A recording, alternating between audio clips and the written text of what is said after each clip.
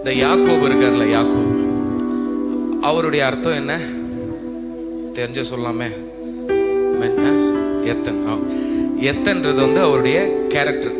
ரொம்ப கோவப்படுறவங்க, அவங்க அர்த்தம் வந்து கோவப்படுறவங்க, ரொம்ப கோவக்காரர் கிடையாது. அவங்க வந்து அவங்க கோவக்காரங்க. அது மாதிரி யாக்கோபுடைய அர்த்தம், யாக்கோபுடைய குணம் வந்து எத்தன். அதனால அதுதான் அவருடைய அர்த்தம் கிடையாது. அவருடைய பேர் என்ன தெரியுமா? யாக்கோபு. அதனுடைய அர்த்தம் நீல் கேப்சரர், குதிங்காலை பிடிக்கிறவன். இதுதான் யாக்கோபுடைய அர்த்தமே. குதிங்காலை. ஏன்னா அவர் பிறப்பு எப்படி வந்துச்சு? யாரை பிடிச்சிட்டு வெளியே வந்தாரு? அவங்க அண்ணன் காலை பிடிச்சிட்டு வெளியே வந்தார்.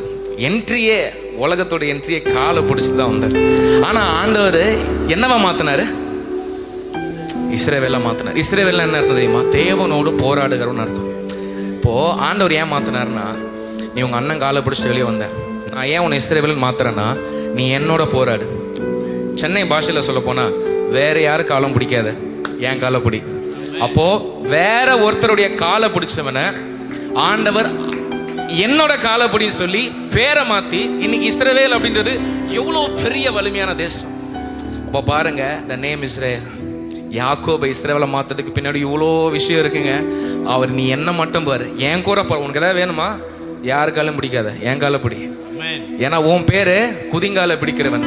ஆனா நான் உன்னை எப்படி மாத்துறேன்? தேவனோடு போராடி மேற்கொண்டாயே என்று வேதம் சொல்லுகிறது. அந்த இடத்திற்கு ஏல் பெத்தேல் என்று பேரிட்டான்.